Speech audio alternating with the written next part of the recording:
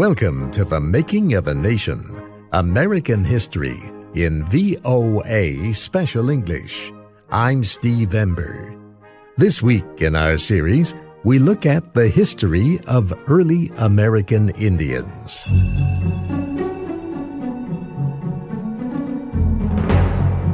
The native peoples of North and South America came from Siberia thousands of years ago. There was a land bridge between Siberia and Alaska before the end of the last ice age. As the groups settled different parts of the land, they developed their own cultures and religions. Each group's story is important in the history of the Americas. But our story today will focus on the tribes in what became the central part of the United States.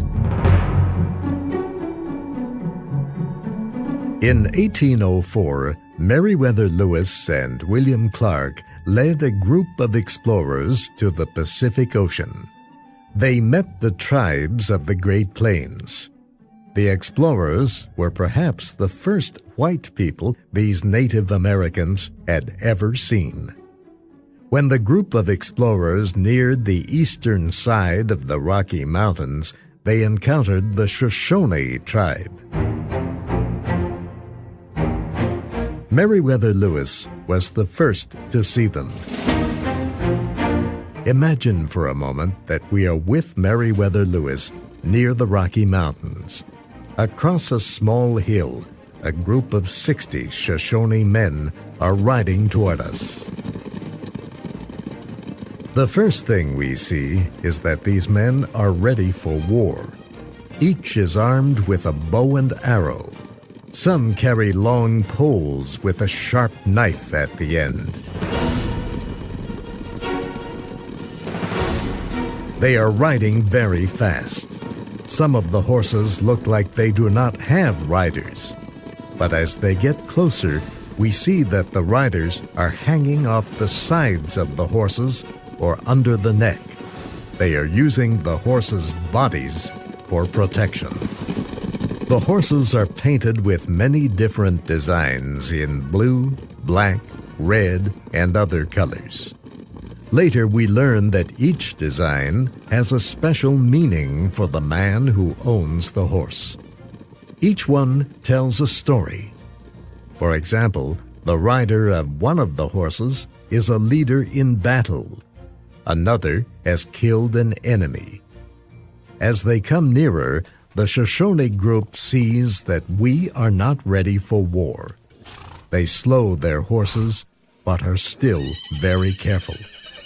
Meriwether Lewis holds up an open hand as a sign of peace. The leader of the Shoshone does the same. They come closer. The Shoshone are dressed in clothes made from animal skins. Most of these skins are from deer or buffalo.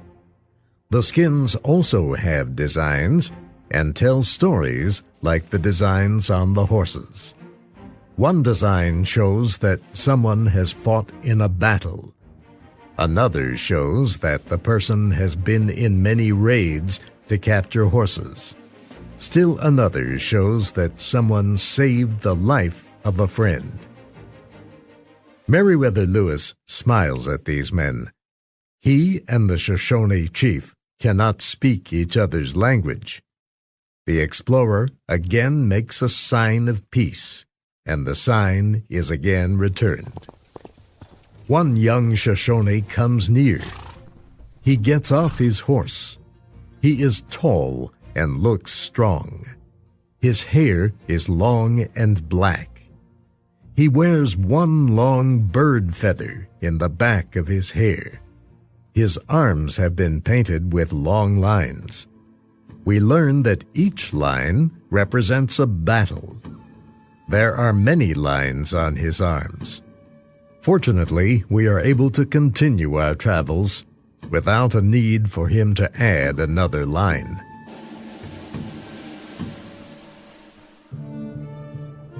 Many tribes, including the Shoshone, populated the area known as the Great Plains. The land they lived on influenced the lives and cultures of these Indian nations. The plains stretch across the central part of the country and north into Canada and south to Mexico. Even in a car traveling at 100 kilometers an hour, it can take 2 long days of driving to cross the Great Plains. In the east, the plains begin near the Mississippi River and go west to the huge Rocky Mountains. There are big rivers here and deserts. Some areas are so flat that a person can see for hundreds of kilometers.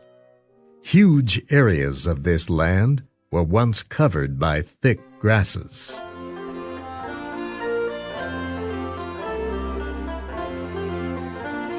Those grasses provided food for an animal that made possible the culture of the Indians of the Great Plains. The grass fed the buffalo or bison that were the center of native culture in the Great Plains. The huge animals provided meat for the Indians and much more. They were an important part of the religion of most of the native people of the Great Plains.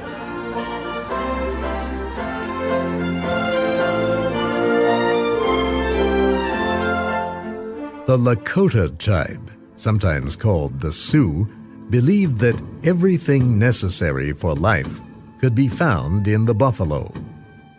The back of the animal provided the thick skins that the Plains Indians used to make their homes.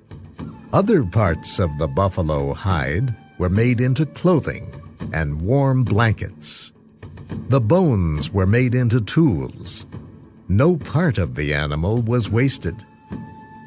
No one knows how many buffalo were in North America when Meriwether Lewis first met the Shoshone, but experts believe there were probably between 60 million and 75 million.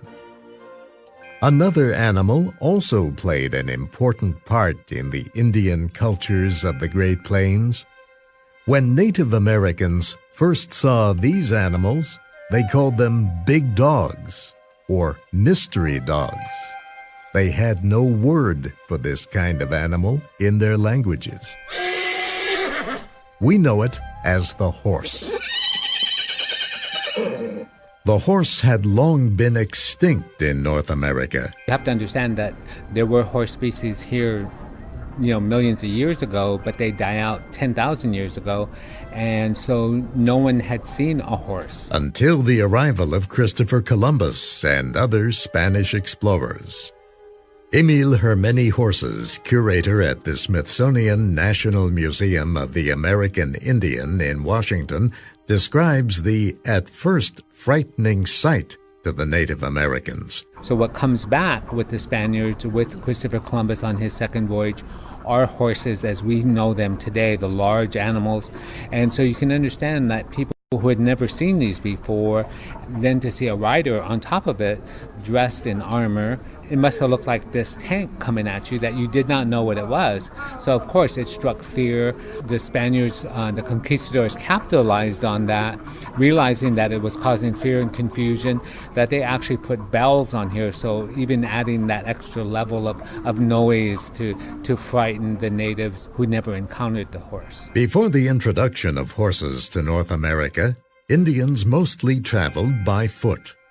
Traveling long distances was difficult.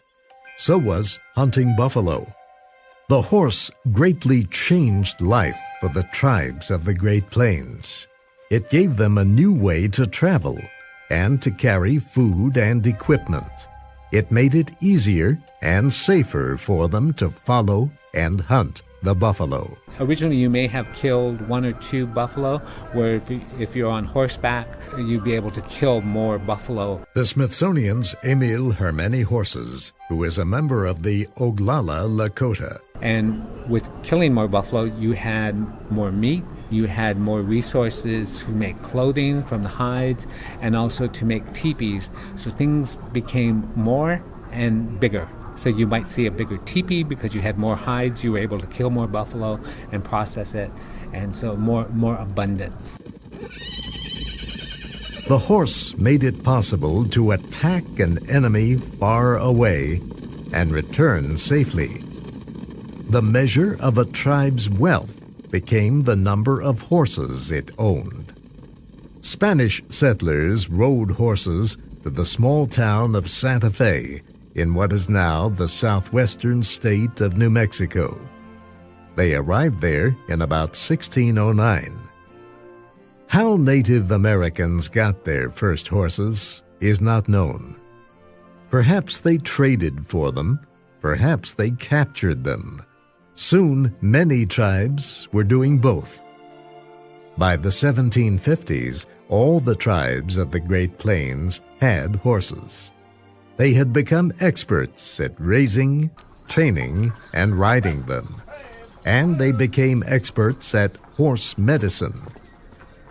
Indians of the Great Plains could ride a horse by the age of 5. As an adult, a man would have 1 horse for work. Another would be specially trained for hunting. A horse would be trained to ride into the herd, and buffaloes are noted as being, although they're huge in their size, but they can turn very quickly.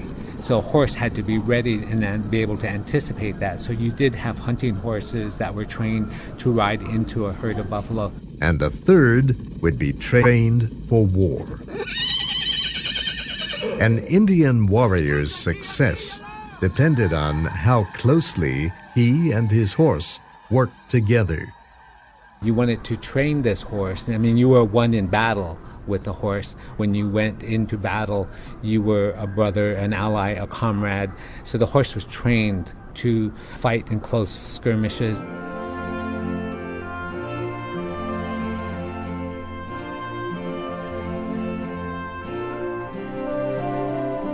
George Catlin was an artist who traveled in the early American West.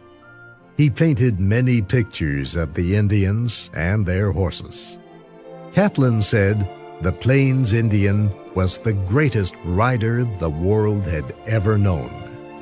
He said the moment an Indian laid a hand on his horse, he became part of the animal.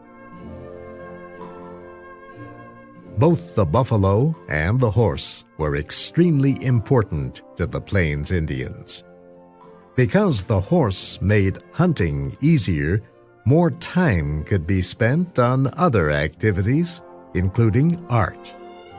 The Plains Indians began to make designs on their clothing and on blankets for their horses.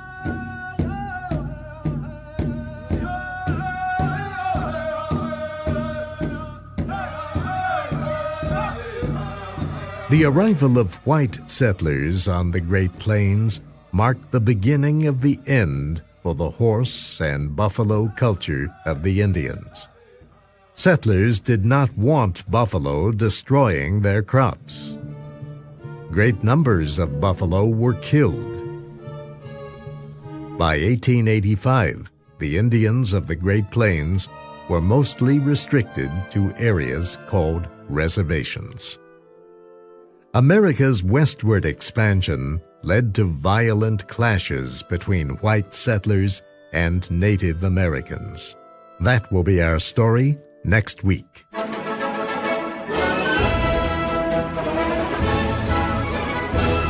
You can find our series online with transcripts, MP3s, podcasts, and pictures at voaspecialenglish.com.